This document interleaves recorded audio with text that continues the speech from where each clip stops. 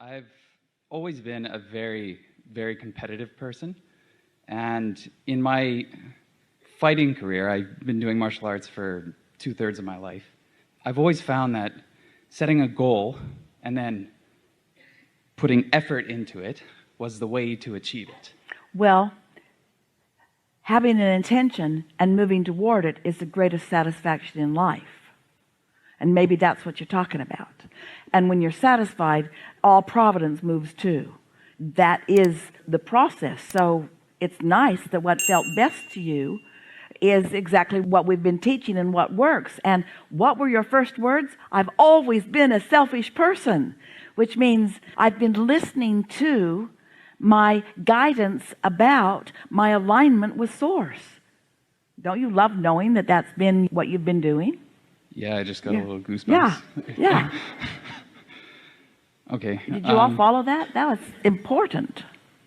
But one thing that through listening through all of these conversations that we've had is that it shouldn't feel like effort, or it shouldn't be effort. But to me, I guess in martial arts and fighting and anyone who's ever played sports or weightlifted knows that when you do that action, the next day hurts.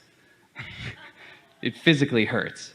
And so getting out of bed the next morning and thinking, I have to do this again, is often difficult. Well, we have a question for you. So when does it stop hurting? When I do it again. Yeah, when you focus and the energy starts flowing. Isn't that interesting? When you're focused and the energy is flowing and there's no resistance. So what thoughts are you having that are different than those thoughts? In other words, as you make the distinction between the thoughts that call the energy and allow the energy to flow and the thoughts that cause you to get stiff and sore in your body, so how can you keep the energy flowing?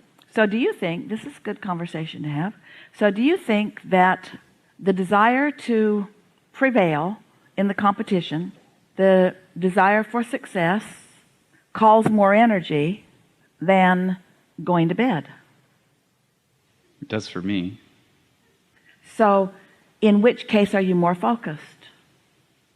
In the going out and doing. And in which case is there more momentum and more longevity of energy flowing?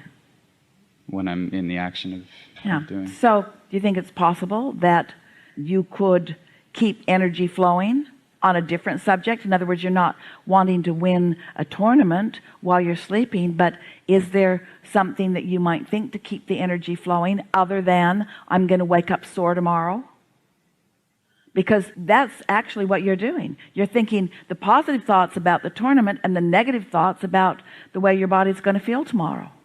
And you might as well just think positive thoughts about both. You don't have to let what is rule the thought that you think. That's what we've been talking about all day here. You get to choose, and the universe will follow your thought. You don't have to follow the reality. This is the biggest discussion that we have with the most people. This is our strongest desire to soothe you all into a sort of different way of understanding your life experience, because the physical reality feels so real that it feels like it deserves your attention. And we want to say to you, by the time you wake up and you're sore in the morning, that ship has already sailed, so to speak. That's already been set into motion, and that is the outcome. But you could set other things into motion until eventually there would be something else that would be your experience. It's such an interesting thing, isn't it? On the one hand, you're really following your bliss, you're following your impulses on some subjects, and on others you're letting what is dictate the way you feel. And the conversations that we keep having are to help you to realize that on every subject you get to flow the energy. And how do you know that you're not in alignment with your source unless you allow yourself to have the experience where you feel it? And so the way your physical body feels is just an extension of emotion. Positive emotion feels better than negative emotion, and a good feeling body feels better than a not good feeling body. But the stiffness in your body is just a byproduct of the thoughts you've been thinking about that. Well, I didn't say I didn't like the feeling of being sore or beat up, you feel like you've done something. You feel a sense of accomplishment. You know, like if I go and do some squats and my legs are sore the next day, I know that what I've done is good for my body, and I feel good to myself that I've done that. So are you saying that, in a sense, there's a sense of justification in it, an earning in it, that there is no real gain without some pain? Yeah. Yeah. So then you decide how much pain you're willing to give up for how much gain, but there is limitation in that, isn't there? Yeah, and I've sort of hit the wall there, so I've had to stop my competitive martial arts entirely because I've had far too many injuries and broken bones and things like well, that. Well, the injuries do come from resistance. It's getting the cart before the horse just a little bit, because the human thought tendency is that I do these things and then I feel this way. And we want to say it's the other way around. You feel this way, which causes you to do those things, and then you get those results. And so that's why we realize that there is a reality that you're all living. And we ask a lot of you to set reality aside and not respond to your sore muscles, or not respond to the disease diagnosis, or not respond to the fact that your lover left you. We know it's asking a lot to ask you not to respond to what you're living in your now reality, or not respond to the discomfort in being a flight attendant. But you have to find a way of no longer responding to that before anything can improve. And that's that getting the energy before. And it would be easy if this were your first day here and you didn't already have thought patterns and momentum of thought that is tugging against this momentum of thought. But it's such an interesting thing, because this contrast is what produces this thought, and this contrast produces this vortex, and this contrast produced this new state of being, and yet this contrast can keep you from having this. So there's something about the knowledge of knowing when to do step 1 and when to do step 3. It's a good thing to make a decision. It's a good thing to feel competitive. It's a good thing to watch others in their evolution of their physical skills and balance. It's a good thing to watch them. It helps you to desire beyond what has been before. It's a good thing to ask things of your body that you have not asked of before, or maybe ask things of your body that maybe no one has achieved on a consistent basis before. That's all part of that step 1, and it puts wonderful things and causes wonderful potential for manifestation and a vibrational reality. And so then we ask you, if you'll focus upon the vibrational reality until you get these impulses, then what begins to happen is, right in the midst of your tournament, because you're so tuned in, this happens to you often, but it could happen to you more, your inner being will guide you to the timing. In other words, those impulses to move will be based not only upon what your intentions are, but where your competitive partner is in the process. You'll do this dance with your inner being, a stronger partner in the process. And when you're dancing more with your inner being as a partner in the process, then there's less resistance within you. So there's less effort that is involved, and there's less tension in your body, and then there's less negative repercussions that follow that. And people will begin saying about you, you seem to accomplish that with such ease.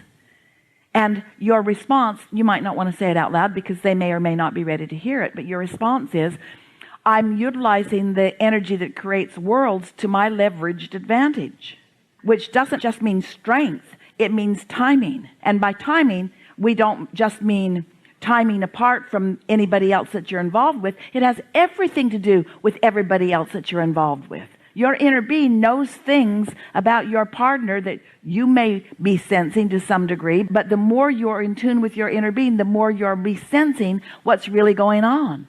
And don't you find that timing is everything? If there are two people that come together and they're pretty equal in their size and pretty equal in their strength and pretty equal in their strength training, and you've both trained yourself to the capacity of whatever a physical human body can do, then what makes the difference? It's timing. It's timing and alignment and a surge of energy at the right time and a placement of that energy in the right place and an understanding. Isn't all of that what you've come to know? And how do you know it? Because your inner being knows it.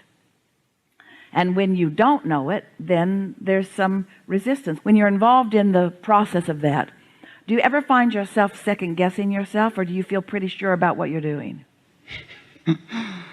I think it depends on the opponent, but yeah, there are definitely times when I've been in the middle of a fight and my body will just do something and I don't even know how it We comes so together. loved your response because we want you to hear this and always remember it. The only opponent you have is you.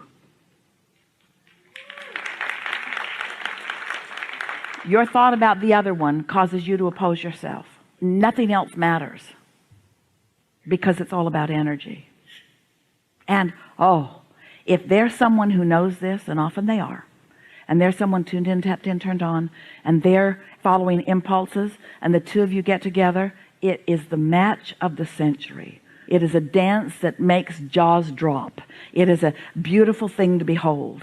It's a willingness of two connected beings to bring who they are and what they know out here to this leading edge where manifestation happens. And in a tournament like that, neither one of you really care who comes out of it victorious, because you've both had the experience of the whole of you dancing the dance with the other, and your feeling of appreciation of what they evoked from you and their appreciation of what you evoked from them made for the most wonderful experience, you see. Yeah. Enough? Yep. Something more? No, it's okay. Thanks. Really good conversation. Thank you. Really good.